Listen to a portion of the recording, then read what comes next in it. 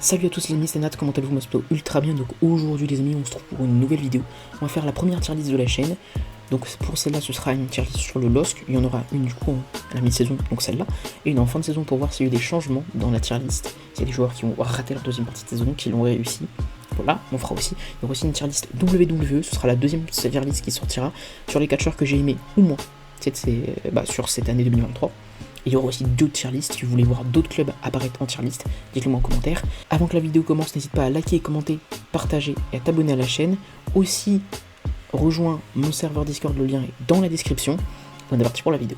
Premier joueur à passer, Thiago Santos, et je le mets dans la catégorie bien. Pas très bien, bien. Bon début de saison, encore assez fébrile par moment défensivement, mais offensivement et dans le pressing très très bon.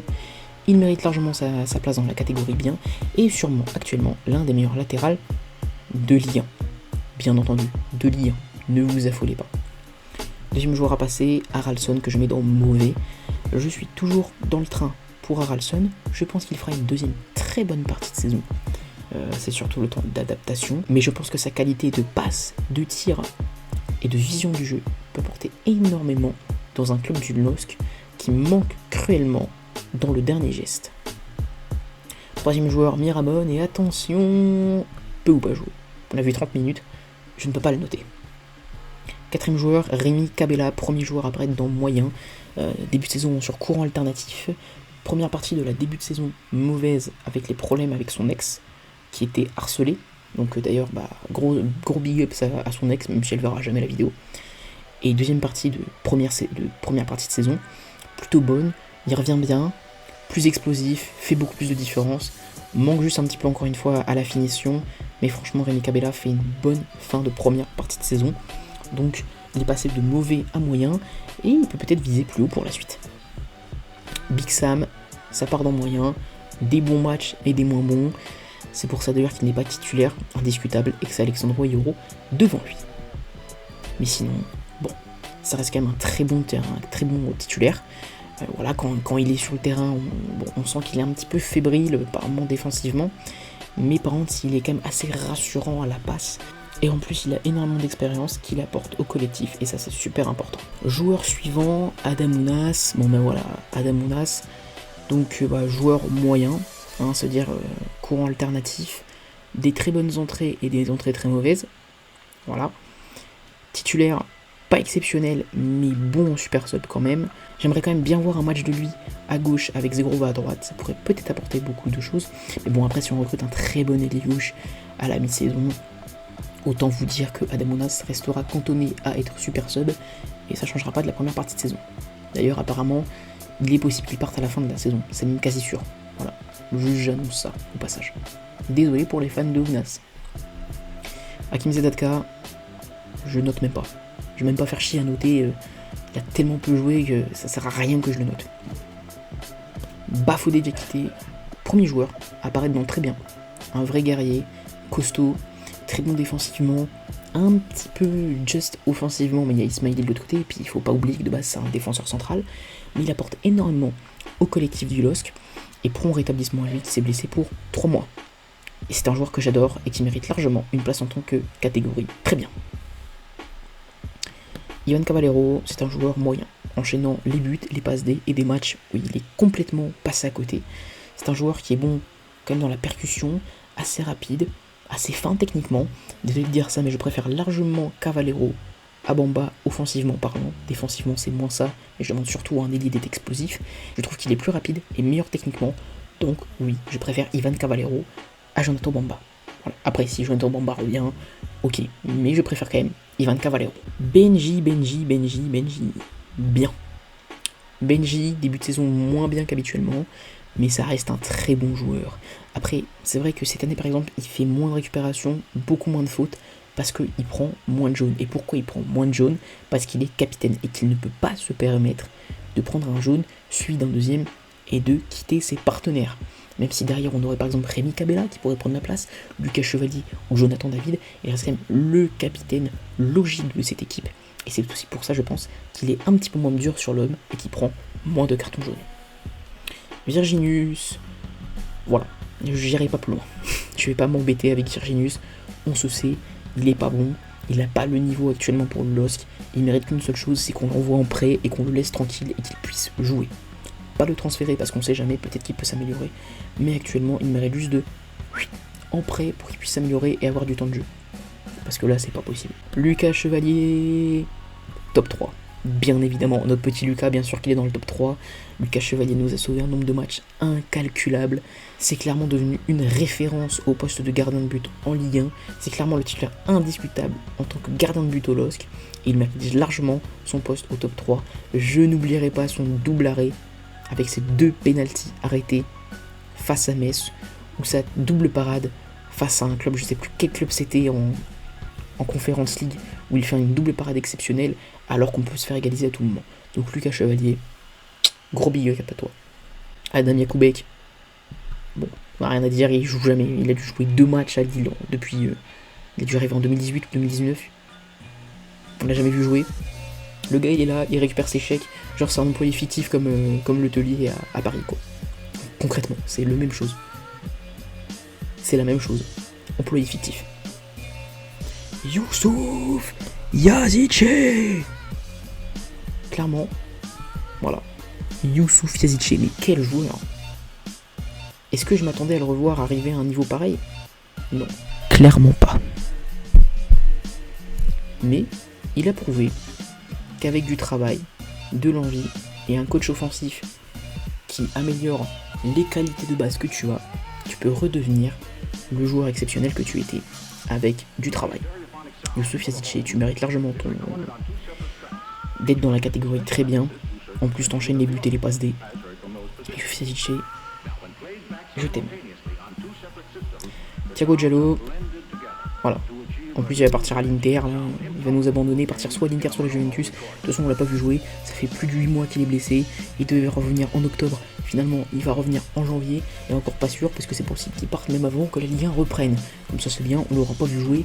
Après, potentiellement, qui va revenir en prêt à Lille ensuite, pour au final pas avoir envie de jouer parce qu'il aura envie de jouer à l'Inter. Et donc, faire une deuxième partie de saison éclatée. Enfin bref, Thiago Diallo, c'est la fin d'Arigo. Bref, c'est pas un joueur qui est là pour Lille, c'est un joueur qui est là pour être en tant que tremplin. Voilà. Clairement, il ne respecte pas tellement le club et ça me saoule.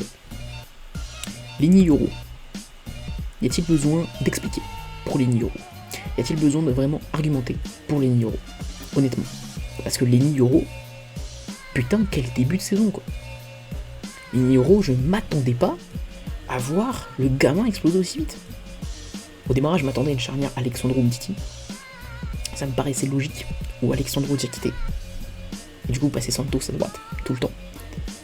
Et Yoro s'est imposé avec Alexandro. Et l'une des charnières les plus décisives d'Europe, que ce soit défensivement ou offensivement, bordel, bravo Lenny Yoro, et tu mérites largement ta place dans le top 3. Angel Gomez, bien évidemment, c'est dans très bien. Alors d'ailleurs, les joueurs se placent dans l'ordre des meilleurs ou moins bien dans leur catégorie. Et j'hésite pour Angel. On va le laisser là quand même. Angel Gomez, c'est vraiment un joueur qui est un vrai milieu de terrain complet, pouvant jouer milieu défensif, milieu central, milieu offensif. Très bon pour récupérer des ballons, pour marquer des buts, pour faire des passes D, pour dribbler. Même à la tête, il arrive à récupérer des ballons de la tête alors qu'il fait 1m68. Enfin voilà quoi, 1m68 si je dis pas de bêtises, j'ai pas vérifié la taille. Je vais la vérifier en direct. Alors, Angel Gomez, est-ce qu'il fait bien 1m68? 1m68. Voilà. Il fait 1 cm de moins que moi. Voilà, oui, je suis petit. Et donc il mérite largement des dents très bien. Voilà, concrètement. Jonathan David. Sujet très épineux, Jonathan David. Là, on rentre dans un sujet qui va faire débattre. Certains le mettront dans très mauvais, d'autres dans mauvais, d'autres dans bien, parce qu'ils compteront que les derniers matchs, et d'autres dans moyen. Eh bien moi, je vais le mettre dans mauvais. Devant Haralson quand même, soyons honnêtes, mais dans mauvais. Parce que même si sur les derniers matchs il revient bien, bon déjà on nous mettra le tout dernier match de la saison où il a été inexistant, mais sinon, Jonathan David est quand même loin des standards qu'il nous a donné les 2 dernières saisons. Donc il est mauvais en ce début de saison malheureusement.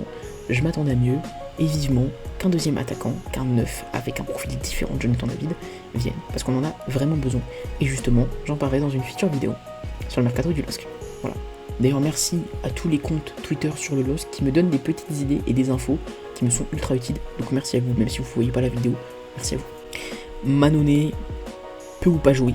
Si je notais que par rapport à ces quelques prestations, je le mettrais dans bon. D'accord, mais il n'a pas assez joué pour que je le place. Mais sinon, je le mettrais dans bien, honnêtement.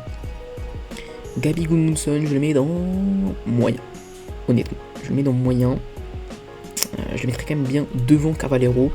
Alors, c'est un joueur qui n'est pas le meilleur joueur de l'effectif. Hein. Soyons honnêtes, il est loin d'être le meilleur joueur de l'effectif. Mais c'est un joueur qui se donne énormément sur le terrain, qui a un impact défensivement assez fébrile. Offensivement, il est bon, même si bon, les centres, c'est pas trop. Il n'est pas très bon dans les centres, il marque pas énormément.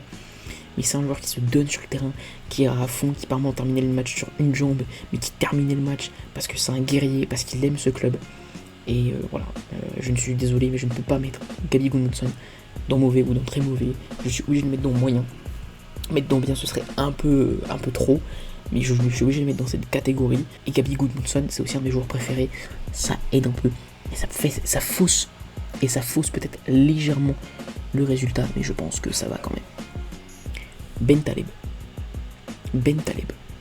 Bah Bentaleb, tu vois, je le mettrais bien là, sauf qu'il y a quelqu'un derrière qui m'empêche de le mettre là. Parce que j'en mettrais pas plus de 3 vu que c'est le top 3. Donc je le mets dans très bien, mais en numéro 1. C'est-à-dire, tu vois, il est quasiment dans le top 3. Peut-être qu'il est 4ème quoi en gros, mais il est pas dans le top 3.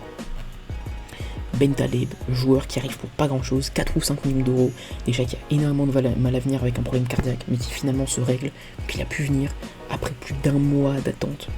Il a fini par pouvoir venir. C'est un joueur qui nous a fait complètement oublier André Gomes, hein, honnêtement. Même style de joueur, même taille, même profil, même physique. Sauf que lui en plus est un amoureux du LOSC, est un Lillois dans l'âme. Et donc du coup c'était logique qu'il vienne à Lille. Il m'a fait oublier André Gomes et on n'a plus besoin d'André Gomes dans le milieu de terrain avec Bentaleb André. Bien sûr, si André Gomes pouvait revenir, ok. Mais honnêtement, Bentaleb, qui en ce début de saison est aussi bon que lui, et se blesse moins. Donc franchement, Bentaleb, il lui manque juste son premier but de la saison pour vraiment entériner un début de saison exceptionnel. Ben là on rentre dans le meilleur Lillois en ce début de saison. Je ne suis pas ouvert au débat. Il est le meilleur Lillois en ce début de saison. Je parle bien sûr du grand, du magnifique Edon Zegrova, le meilleur ailier de Ligue 1 en ce début de saison. Ne venez pas me parler de Ousmane Dembélé. Ce n'est pas le meilleur ailier de Ligue 1 parce que devant, il y a le grand Edon Zegrova. Voilà. Je n'ai rien à ajouter. Edon Zegrova est juste le meilleur ailier de Ligue 1. Point barre. Je ne vois même pas où y a-t-il un débat.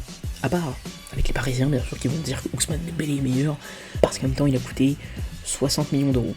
Donc forcément, c'est un peu difficile à digérer le fait que Zegrova, qui a coûté 7 millions, soit meilleur qu'un joueur qui en a coûté 60 millions d'euros et qui soit international français. Difficile à digérer. Mais c'est la vérité pourtant. Ouais, la luminosité change un petit peu, mais c'est pas dramatique. Alexandro.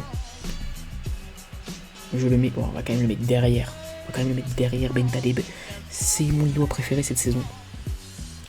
Ça l'était aussi la saison dernière derrière Weah. Parce que jusqu'à présent, Weah c'était mon chouchou. Alexandro.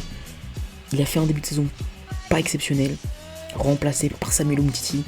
Il est revenu et depuis, exceptionnel. Ultra bon défensivement.